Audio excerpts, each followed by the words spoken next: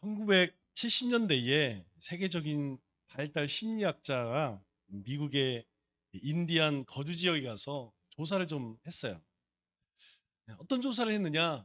가정에 가서 아이들이 어떻게 자라는가, 그것을 보기 위해서 이 인디안 보호구에 가서 인디안 아이들이 가정과 학교에서 어떻게 생활하는지 이렇게 지켜봤는데, 가정에서 이 아이들에게 호되게 야단을 치는 거예요. 그러니까 부모님들이 뭐라고 야단을 치느냐? 너는 왜 백인들처럼 그렇게 생각하고 행동하느냐? 이렇게 혼을 내는 거예요. 너는 인디안의 후예인데 왜 백인처럼 그렇게 행동하느냐? 그런데 학교에 가니까 또 학교 선생님께서 이 아이들을, 인디안 아이들을 꾸짖는 거예요. 왜 꾸중을 하느냐? 너희는 왜 학교에서 배운 대로 하지 않느냐라는 것이죠. 그러니까 학교에 가면 왜 백인처럼 하지 않느냐라고 혼을 나고, 집에 가면 왜 백인처럼 생각하고 행동하느냐라고 혼나는 거죠. 어, 결국 이 아이들은 학교에서도 또 가정에서도 자신이 누구인지 또 어떻게 살아가야 하는지 배울 수가 없었던 것이죠. 아니, 배우지를 못한 것이죠. 그 결과 이 미국의 인디안들은 땅도 잃어버리고 자신의 정체성도 잃어버리게 됩니다. 그러게 되면 이제 한 세대, 두 세대 이렇게 지나가면 거의 사라지게 되는 것이죠. 그래서 이 학자는 이 문제의 원인을 어떻게 정의했느냐? 정체성을 잃어버린 무력감과 좌절감, 이렇게 정의를 했습니다. 결국 자기가 누구인지를 모르기 때문에 결국에는 이쪽에도 속하지 못하고 저쪽에도 속하지 못하고 평생 자신이 누구인지 알지 못하고 좌절감 가운데 살아가게 되었다는 것이죠. 이것은 뭐 인디안만 그런 것이 아니고 우리도 마찬가지예요. 자신이 누구인지 자신의 정체성을 모르면 방황하는 인생을 살게 됩니다. 여러분, 대부분 자녀가 있는 부모들은 무엇 때문에 살죠? 자식 때문에 산다. 이 얘기를 참 많이 합니다. 저도 예전에 우리 부모님 세대의 엄마들이 많이 한 얘기가 자식 때문에 산다. 여러분, 예, 아버지들은 왜 나가서 그렇게 열심히 밖에 나가서 뭐 정말 힘들어요. 직장 생활하기 힘듭니다. 많은 그런 많은 것을 희생하면서 그렇게 수고하는 이유는 한 가지예요. 바로 가정을 책임지고 있는 가장이기 때문에, 그런 정체성이 있기 때문에 여러 가지 시련과 고난을 이겨낼 수 있는 것이죠. 그리스도인은 어떨까요? 여러분, 그리스도인은 세상 속에서 자신이 누구인지를 찾으려면 절대로 자신이 누군지 모릅니다. 자신이 누군지 모르는 그리스도인은 방황하는 인생, 유리하는 인생을 살 수밖에 없다는 것이죠. 그래서 우리는 이 예배를 통해서, 말씀을 통해서, 또 우리가 기도를 통해서 내가 하나님의 자녀라고 하는 바른 정체성을 잘 세워져 가야 돼요. 그러면 여러분은 누굽니까? 우리는 하나님의 자녀입니다. 하나님의 백성이에요. 예수님의 피값으로 산 구원받은 하나님의 자녀입니다. 이 정체성을 우리는 절대 잊어서는 안 된다는 것이죠. 예수님의 생애 전체를 보면 예수님께서 어디에 집중하시느냐? 예수님께서 제자들에게 집중하시는, 예수님께서 제자들에게 마음을 다 쏟으시는 것을 볼 수가 있습니다. 예수님께서 십자가에 죽으시고 또 부활하신 이후에도 제자들은 다 떠나갔어요. 하지만 예수님은 오히려 제자들을 찾아갑니다. 그들을 잊지 않았다는 것이죠. 예수님은 예수님을 따랐던 제자들을 보면 대단한 게 있을까요? 이 제자들을 보면 사실 뭐 별로 뛰어나거나 대단한 제자들이 없습니다. 그럼에도 불구하고 예수님은 이 제자들을 찾아가서 위로하고 용기를 주는 모습을 보게 되죠. 즉, 예수님의 마음은 부르실 때에도, 함께 할 때도, 그리고 이후에도 항상 제자들에게 가 있었다는 것을 알 수가 있는 것이죠. 그렇다면 예수님의 제자란 어떤 존재일까요? 예수님의 제자는 첫 번째로 오늘 1절 말씀을 보니까 이렇게 이야기하죠. 예수께서 그의 12 제자를 부르사 이렇게 말씀합니다. 그러니까 제자란 무엇이냐? 바로 예수님에 의해서 선택되고 부름받은 사람이라는 것이죠. 그저 교회 문턱만 왔다 갔다 하는 사람을 우리는 교인이라고 하지 않습니다. 교인이라고 할 때에는 책임과 의무, 권리가 있어요. 그 책임과 의무를 잘 이행하는 사람을 교인이라고 합니다. 그러면 교인보다 더 중요한 것은 뭘까요? 교인보다 더 중요한 것은 성도라는 것이에요. 거룩한 백성이라는 의미죠. 그러면 거룩한 백성보다 더 중요한 것은 바로 예수님의 제자 되는 것입니다. 제자는 뭐 똑똑해서 아니면 지도력이 있고 영처럼 그런 사람이 제자가 되는 것이 아니라는 것이죠. 제자가 되는 첫 번째 조건은 하나님께서 택하시고 하나님이 부르셔야 한다는 거예요. 오늘 말씀에도 뭐라고 이야기합니까? 예수께서 부르사. 그러면 예수님이 부르지 않았다면 이들은 영영 예수님의 제자가 될 수 없었다는 것입니다.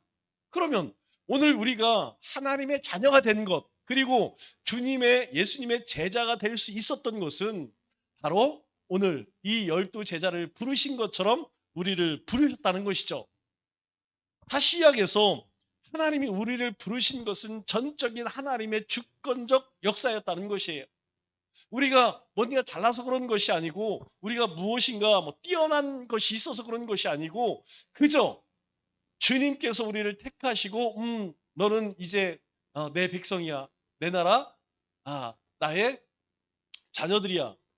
그렇게 일방적인 선택에 의해서 그 부르심에 의해서 우리가 하나님의 자녀가 되었다는 것이죠. 우리가 왜 감사할 수 있을까요? 우리가 왜 기뻐할까요?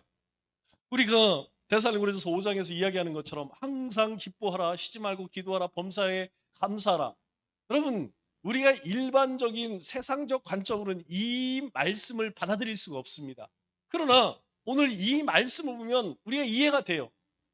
예수님께서 부르사 제자가 되었다는 거예요. 예수님이 부르셔서 우리가 하나님의 백성 되었다는 거예요. 그러면 그거 하나로 우리는 감사할 수 있을 뿐만 아니라 우리에게 주신 직분을 우리가 감당할 수 있다는 것이죠. 두 번째로 제자는 어떤 사람이냐? 우리 누가복음 6장 12절, 13절 말씀을 보면 이렇게 이야기합니다.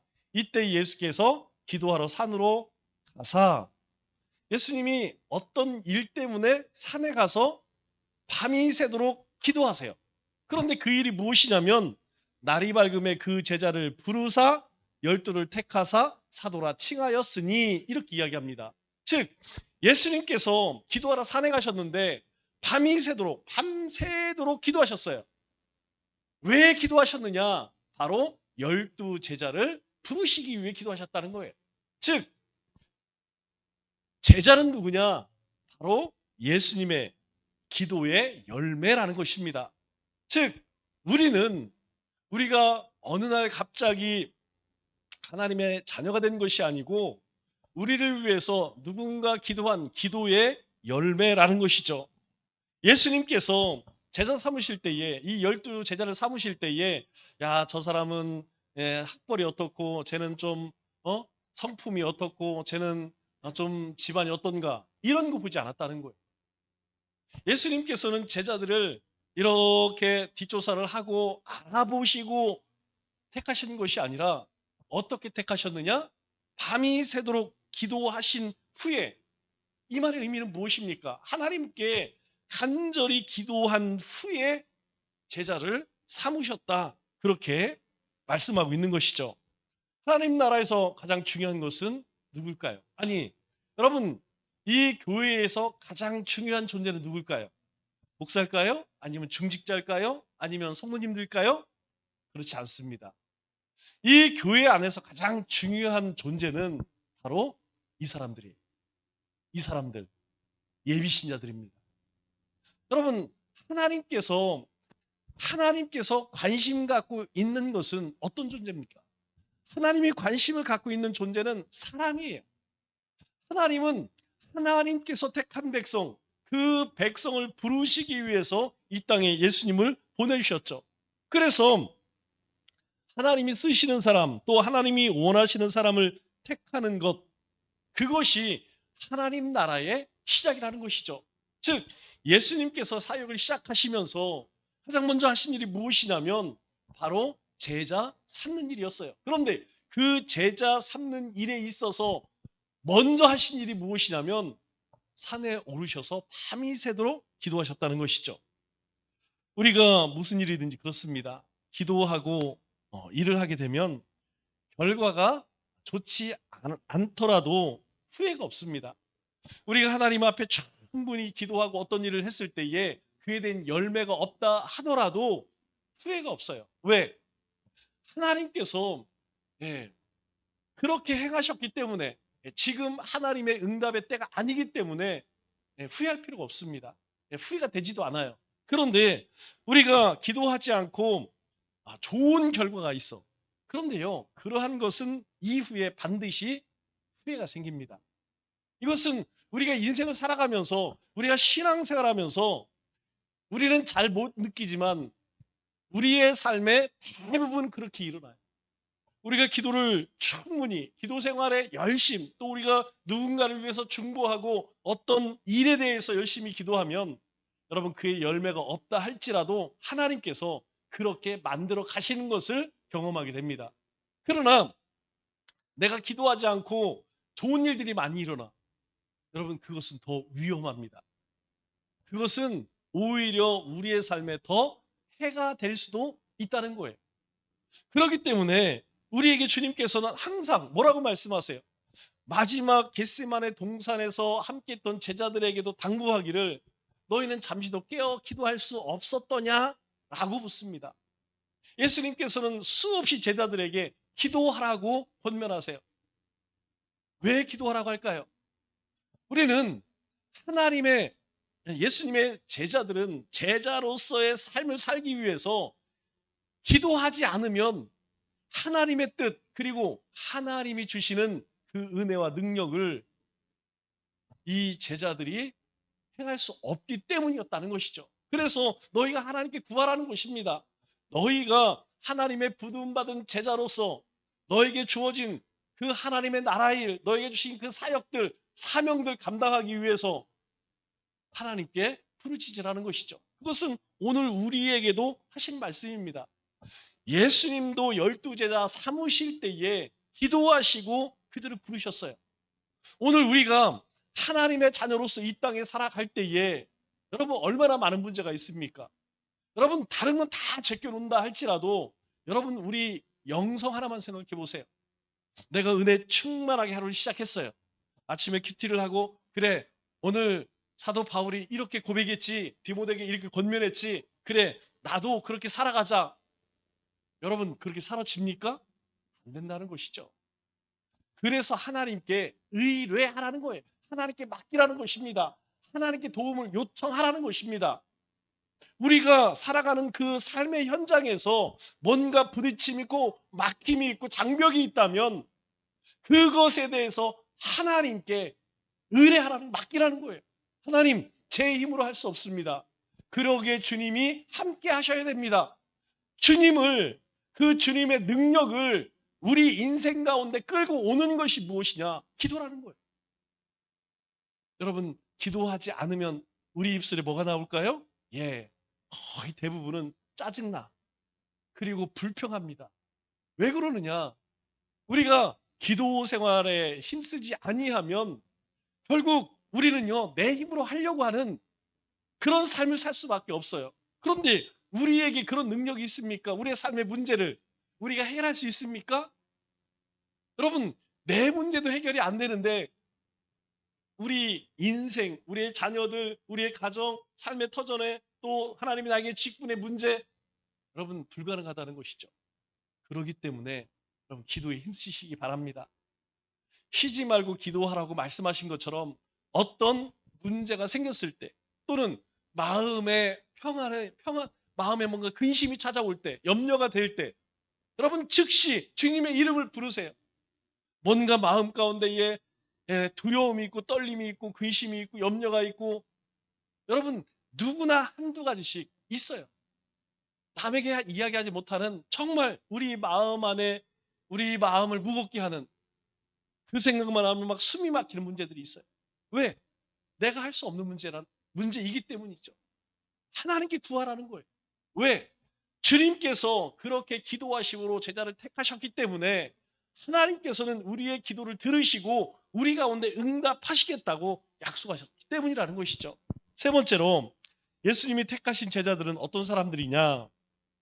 제자는 제자로 태어나는 것이 아니라 만들어진다는 거예요. 여러분, 제자는 완전한 사람이 아닙니다. 하나님이 불완전한 사람을 하나님 쓰시기에 합당한 사람으로 그렇게 만들어 가세요. 하나님께서는 그렇게 우리를 변화시켜 간다는 것이죠. 우리가 예수님이 택하신 12제자를 아무리 요리조리 조사를 해봐도 여러분 제대로 된 사람이 있을까요? 대부분 별 볼 일 없는 사람입니다.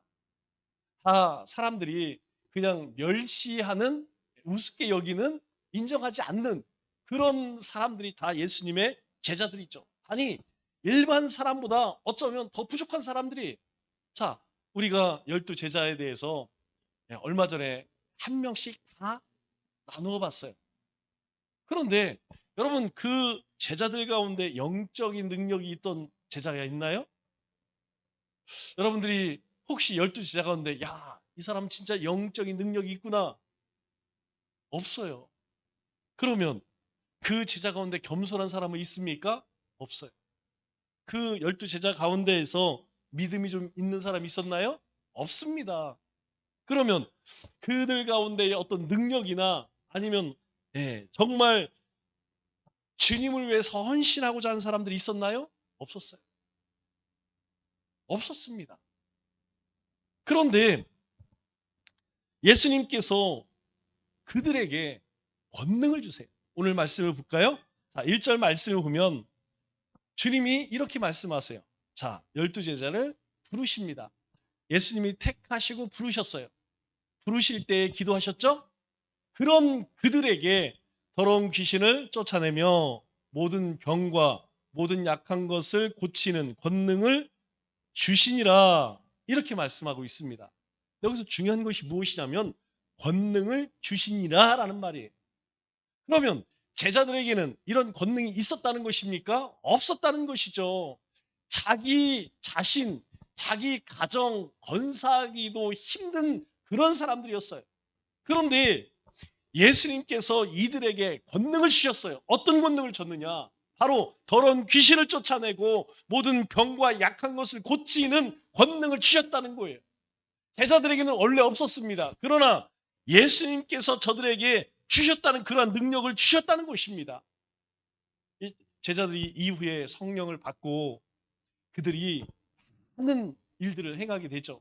여러분 그 일들은 그렇게 할 수 있었던 것은 제자들에게 원래 그런 능력이 있었나요? 없었다는 것이죠. 바로 주셨다는 거예요. 주님이 주셨다는 거예요. 즉 주님께서 하나님께서 그들을 만들어 가셨다는 것입니다. 그러면 하나님께서는 우리를 왜 부르셨을까요? 여러분을 왜 부르셨을까요? 한번 스스로 한번 생각해 보세요. 나는 참 성품이 좋은 것 같아. 나는 참 능력이 뛰어난 것 같아. 나는 달란트가 참 많은 것 같아. 그래서 불렀을까요? 택도 아닙니다. 택도 안 돼요. 예수님이 왜 부르셨냐면 변화될 우리의 모습을 보시고 부르셨다는 거예요. 우리는 이 12제자보다 나은 게 하나도 없습니다. 그러나 그들을 주님께서 만들어 가셨어요. 마찬가지로 우리는 막대기 같은 존재이지만 주님께서 우리를 만들어 가신다는 것이죠. 이것이 바로 예수님이 제자를 선별하는 택하시는 기준이라는 거예요. 우리 고린도전서 1장 27절 29절 말씀을 보면 이렇게 말씀합니다. 보이시나요? 같이 한번 읽겠습니다. 시작.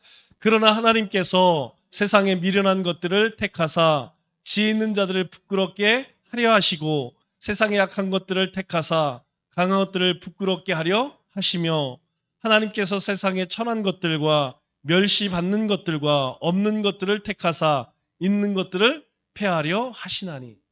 아멘. 여러분, 우리의 모습 아닙니까? 주님께서 뭐라고 말씀하세요? 이런 자들을 택하사 있는 자들을 폐하시려고. 우리는 미련한 자들입니다. 우리는 약한 자들이에요. 우리는 천한 자들입니다. 우리는 능력 있는 자가 아닙니다. 그런데 우리를 통해서 그렇게 잘난 척하고 교만한 사람들을 다 패하게 하려고, 부끄럽게 하려고 우리를 부르셨다는 것입니다. 그 결과 이 12제자는 어떻게 되었을까요? 그렇게 권능받은 12제자는 결국 복음을 위해서 성령 충만하여 복음 전하다 하나같이 순교자의 삶을 살았다는 것이죠. 여러분, 복음을 위해서 죽은 것보다 더 복된 삶이 있을까요? 없다는 것이죠. 왜 하나님께서 이 순교자를 귀히 여기십니까? 왜 신앙을 지키다 이 복음을 증거하는 죽은 사람을 왜 하나님께서는 귀하게 여기세요? 바로 자신의 생명까지 주님을 사랑하기 때문이 아닙니까? 예수님을 사랑하지 않고 순교할 수 있을까요? 우리가 많은 사람들이 되게 이상하게 생각하는 게 있어요. 일본이 우리나라보다 100년 일찍 들어갔습니다. 복음이. 우리나라는 140년 됐어요. 일본은요 240년 됐습니다. 복음이 들어간 지. 그런데 여러분 일본 가보시면 십자가 찾아볼 수가 없습니다. 뭐 2박 3일이든 3박 4일이든 5박 6일이든 어디를 가든지 도쿄를 가든지 나고야를 어디를 가든지 십자가 없어요. 이상하죠? 왜 그럴까? 이유는 한 가지입니다.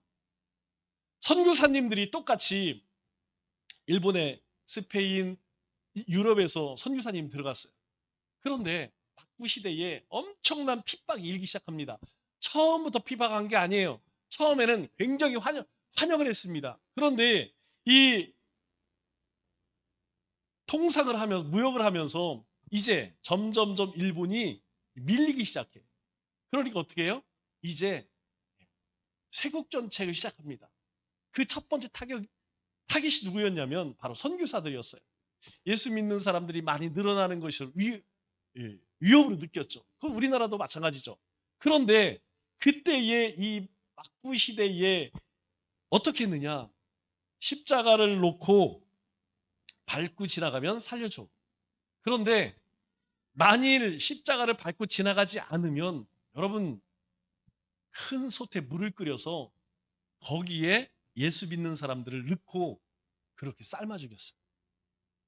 그것을 가족들이 다 보는 앞에서 그 예수님을 믿는 사람들 다 앞에서 큰 솥을 몇 개 놓고 밑에서 이제 장작불로 물을 데워요. 그러면서 십자가를 밟지 않는 사람은 거기에 넣고 삶습니다. 여러분 상상을 한번 해보세요. 처음에는 안 뜨겁겠죠. 그러나 물이 점점점 끓면서 그 고통이라고 하는 것은 이로 말할 수가 없죠. 그래서 어떤 문제가 생겼느냐. 이 선교사님들이 먼저 십자가를 밟고 우리가 십자가를 밟는다고 해서 예수를 부인하는 거 아니지 않느냐. 우리는 여전히 예수님을 믿어. 그러나 우리가 전략적으로 십자가를 밟고 살아남는 게 중요하다. 그래서 이 일본에 들어갔던 선교사님들이 먼저 십자가를 밟으니까 그 일본의 신자들이 십자가 안 밟겠습니까? 그런데 한국은 달라요.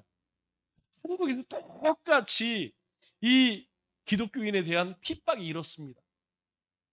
여러분, 그런데요, 놀라운 것은 무엇이냐면 선교사님도 마찬가지이고 초대 성도들도 마찬가지로 다 하나같이 죽으면 죽으리라. 놀라운 일이죠. 똑같이 핍박이 일 때에 너희가 예수를 부인해 그럼 살려줄게. 그런데 한국 그리스도인들은 죽이세요. 죽겠습니다.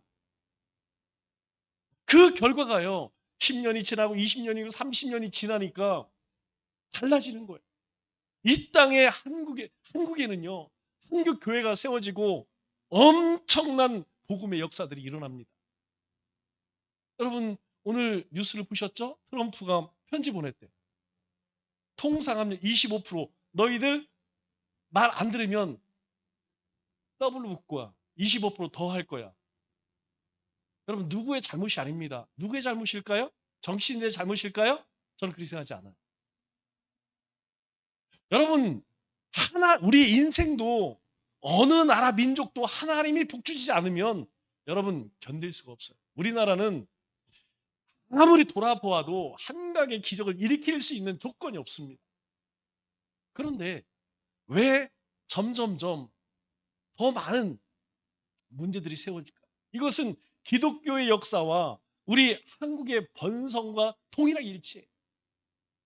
여러분 일본이 만일 그때에 그 핍박이 일때에 우리는 죽겠습니다.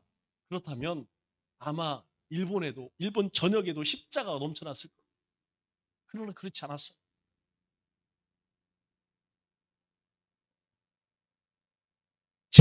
예수님의 제자는 만들어지는 것이에요. 누가 만드십니까? 바로 주님께서 우리를 변화시켜 가신다는 것이죠. 마지막으로 제자란 보내심을 받기 위해 선택된 사람들입니다. 우리 2절 말씀 한번 보겠습니다. 2절 상반절에 보면 12사도의 이름은 이러하니 쭉 나와요. 그런데 여러분 1절과 2절의 차이가 있는 걸 혹시 보이십니까? 1절에 뭐라고 이야기하느냐?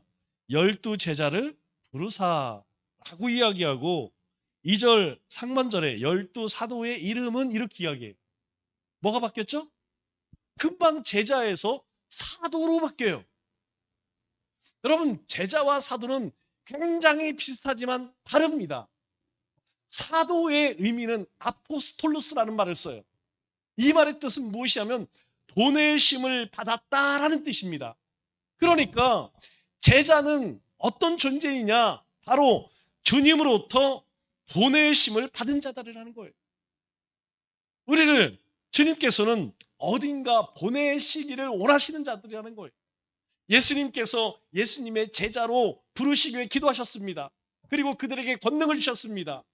그런데 그 한 사람 한 사람을 소개할 때에는 그들을 사도로 표현하고 있어요. 그 얘기는 이 12명은 앞으로 어떤 존재들이다? 바로 세상으로 복음 들고 세상 속에 들어갈 그러한 자들이라는 것이죠. 그렇기 때문에 제자는 바로 세상 가운데 보내심을 받기 위해 선택된 사람이라는 것을 우리에게 말씀해주고 있습니다. 궁극적으로 우리가 가야 할 곳은 어디입니까? 우리가 이 교회에서 힘을 얻으면, 은혜를 받으면 여러분 그 은혜를 품고 그 복음을 가지고 세상 속에 들어가야 되는 거예요. 세상 속으로 보내심을 받은 자들이 바로 우리라는 것이죠. 그것을 성경은 우리에게 뭐라고 말합니까? 바로 사명이라고 이야기합니다. 하나님의 백성들, 하나님이 택한 모든 백성들에게 하나님께서는 이 사명을 주셨다는 거예요. 하나님께 부름받은 이 성도는 바로 세상에 보냄받은 사도들이라는 거예요. 여러분, 오늘 이 세상에 우리가 주님의 제자가 성도가 그리스도인이 가야 할 곳이 여러분 얼마나 많습니까? 우리가 돌봐야 할 곳이 얼마나 많습니까? 여러분, 우리는 그냥 우리끼리만 서로 돌아보고 우리끼리만 좋으면 될까요? 아닙니다. 우리는 부르심을 받는 순간부터 세상으로 보내심을 받은 자로 그렇게 부름받았다는 사실을 잊어서는 안 된다는 것이죠. 즉 우리는 세상 속에 가서 어려운 자들에게 가서 도와줘야 하고 그들을 위해 기도해줘야 하고 함께 있어줘야 하고 같이 고민해야 할 사람이라는 것이에요. 왜? 그런 사람이 우리 주변에 너무나 많기 때문에 그들을 귀찮게 해서는 안 된다는 것입니다. 그들을 불쌍히 여겨야 한다는 거예요. 우리가 저 예비 신자들을 아이고 고집세네, 말 안 듣네, 저들을 불쌍히 여겨야 한다는 거예요. 긍휼히 여기는 마음을 가져야 한다는 것이죠. 좋은 곳에 가지 않을 사람이 어디 있겠습니까? 여러분 좋은 곳, 여러분 세상 사람들 좋은 곳 다 찾아갑니다. 그러나 그렇지 않은 곳, 사람들이 외면하는 곳, 사람들이 관심 두지 않는 곳, 바로 그곳에 하나님께서는 우리가 가기를 원하신다는 것이죠. 그래서 주님은 우리를 부르셨다는 것입니다. 우리는 그렇습니다. 그리스도인은요. 하나님께 부름받은 우리는 사람들이 좋아하는 사람, 여러분 인기 많은 사람, 그것보다는 그렇지 않은 사람, 소외된 사람들, 왕따 당하는 사람들, 무시당하는 사람들, 이 사람들에게 찾아가도록 하나님께서 우리를 부르셨다는 사실을 잊어서는 안 된다는 것이죠. 말씀을 맺겠습니다. 우리 모두는 주님의 부르심을 받은 자들입니다. 그러므로 주님의 복음과 또 사랑과 섬김이 필요한 곳이라면 기꺼이 달려갈 수 있어야 합니다. 그리고 그곳에서 복음의 생명과 희망, 그리고 하나님 나라가 임하게 해야 하는 것이죠. 남은 3일도 주님의 부름받은 제자로 아골골짝이라도 기꺼이 주님의 사랑과 복음 들고 찾아가는 우리 믿음의 권속들 다 되시기를 주님의 이름으로 축원합니다.